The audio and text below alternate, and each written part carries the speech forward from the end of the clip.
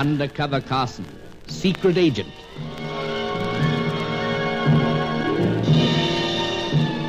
Operation Deathray, an assignment in Rio.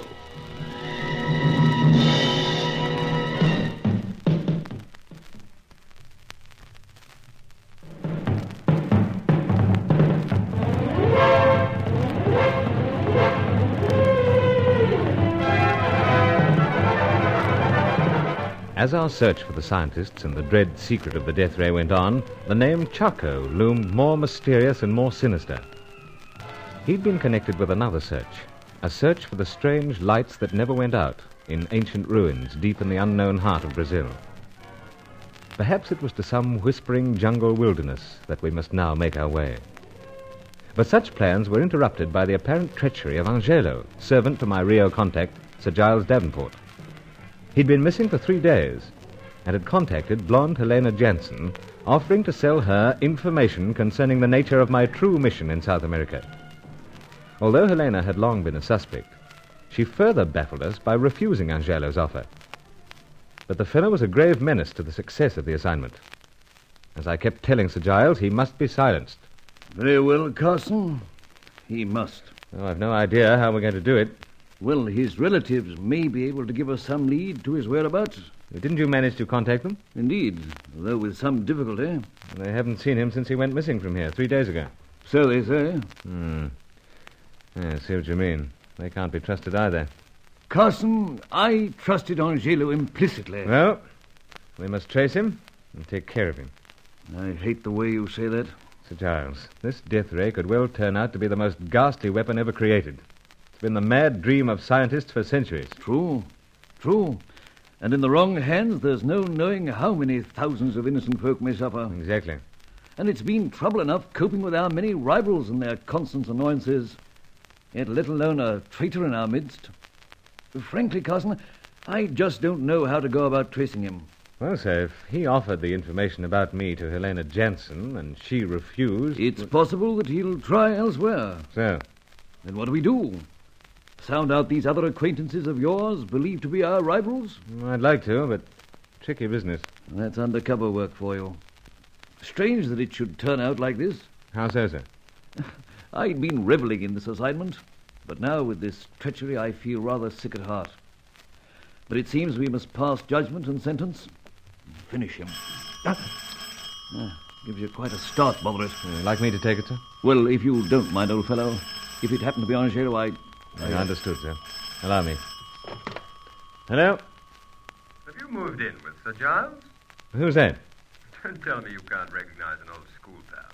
Oh, you, Roger. Or Debonair Deauville, as they used to call me. Anyway, how's the old staccato? Oh, brief as ever. Meat business booming. Going along well enough. Must be a great job. How so? Well, didn't you take time off to fly across to Peru and back? Oh, that. Oh, we've got to keep you travel fellas in business. I thought it was the gay Fitzhenry that caused it all. Hetty? Well, she did to a certain extent.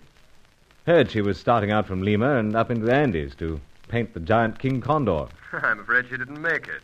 Yeah? Mountain sickness got her. Oh, sorry to hear that.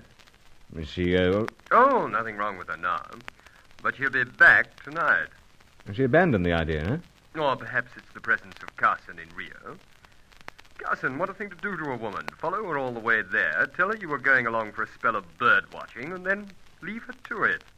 You don't deserve to meet up with such wenches. The trouble was the company got wind of the jaunt, ordered me back.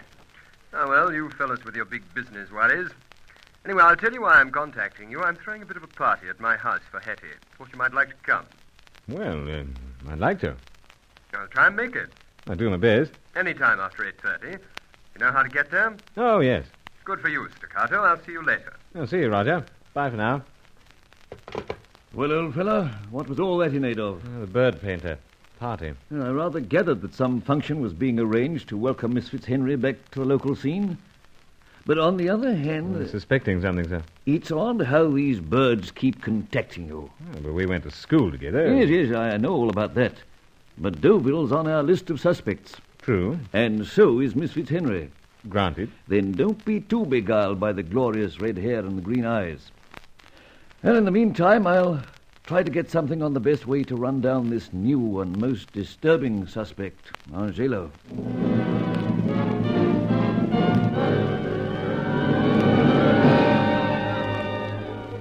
What was it about Roger Deauville that I resented? Anyway, the mere thought of Hetty was enough to interrupt any dispassionate analysis of the debonair Deauville in his wiles. And that night, I discovered that the alleged mountain sickness hadn't robbed Hetty of any of her exuberance and charm. Oh, it was a ghastly sensation, Bruce. I thought I was going to die. Oh, poor Hetty. Oh, you son of a gun. I'll bet you a dozen, King Kondo, you didn't give me another thought once you left me stranded there. Stranded? Sure. I had my hopes built right up, and then you dropped me like an old shoe. Oh, Hetty. He's starting to spread the honey again. Though I guess I can consume gallons of it and still love it. But, Bruce, have you noticed how I sort of lured you away from the crowd? Hmm? Well, so you have. As if you hadn't noticed. Let's get right out onto the plaza. Or are you afraid of me? Afraid of you, Hetty? Perish thought. Well, you darn well ought to be afraid of me with the notions I get. Anyway, come on. How can I resist? And don't act like I'm leading you to the scaffold, although I can promise you a shot.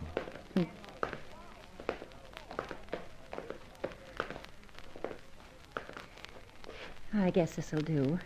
Well, the shock? Well, I want to tell you what sent me back here fast, besides the mad urge to see you, honey. Mountain sickness? No. I'd gotten over that by the time that I reached Lima.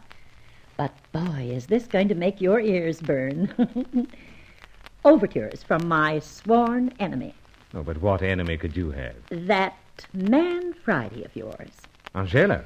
I warned you to get set for a shock. What overtures has he been making? Bruce Carson. I can't figure out what that character's up to, apart from dollars and cruzeros. But I got a message from him. In Lima? Yeah. Telegraph.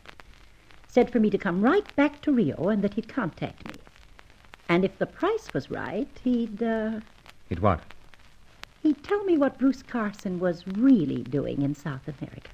Oh, this is fantastic. My intuitions told me right along that it was for some mighty strange purpose. Oh, but I'm merely the representative of a British meat importing firm. There's something more to you, Bruce, and doggone it, I'm burning to know. I can't imagine what all this is about. It must be some hoax. It was signed Angelo. And he said he'd contact you when you got back here. Yeah? Well, I suppose he has, eh?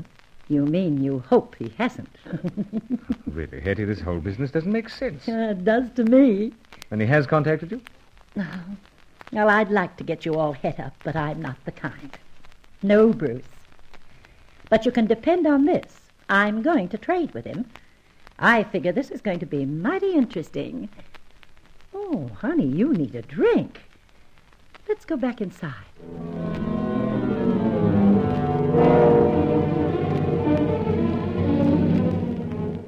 Actually, I needed several to get over that one.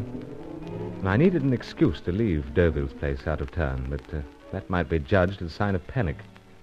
So I waited on. The party was torture, in spite of Hetty being at my side. It seemed fantastic, as I said, that Angelo should contact a woman who he'd repeatedly warned me against. It was all out of character. And it was making the situation all the more baffling. I was over with Sir Giles early next morning.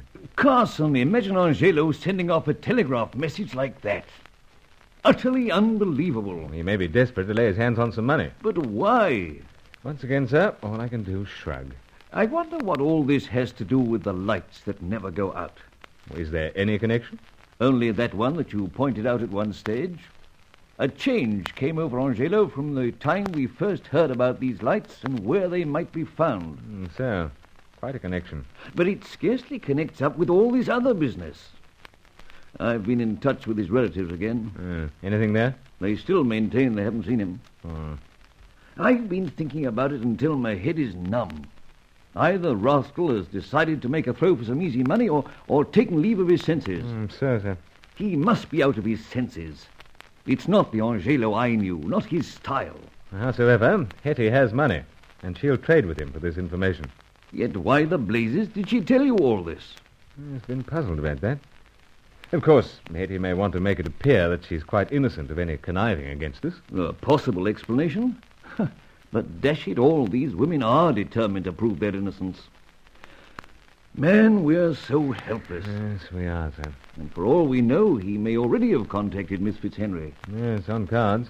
Then what are we to do? Hello? Ah, Monsieur Sir Giles? Heaven protect me, another one of them. Monsieur Sir Giles. Carson, take over. Right, sir. Oh. Monsieur Sir Giles. Monsieur Bruce here. What happened? Oh, nothing, my dear. Was it Sir Giles you wanted to speak with? No, it is you, and very important. I'm all ears. Someone who is known to you comes to me to make the bargain. Bargain?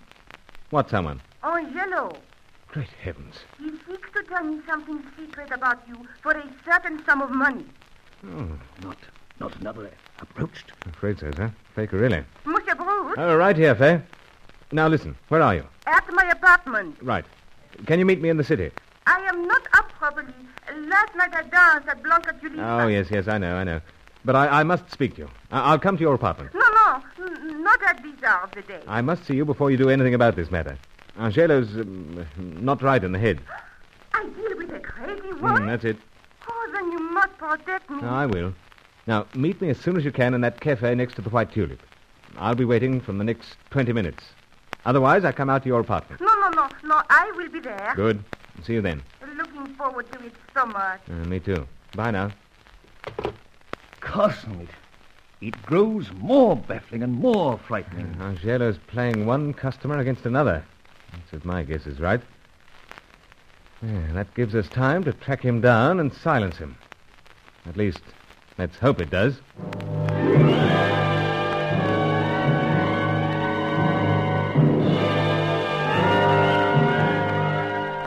The web of mystery was being woven into a still darker and more bewildering pattern.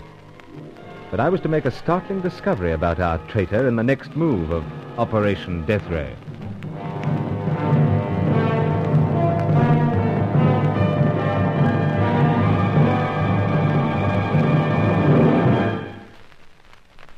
Join Lost in Brazil tomorrow for the next episode of Undercover Carson. Also visit our channel rumble.com/c/Lost in Brazil for more episodes like this, and visit rumble.com/c/GAR for more radio programs like this.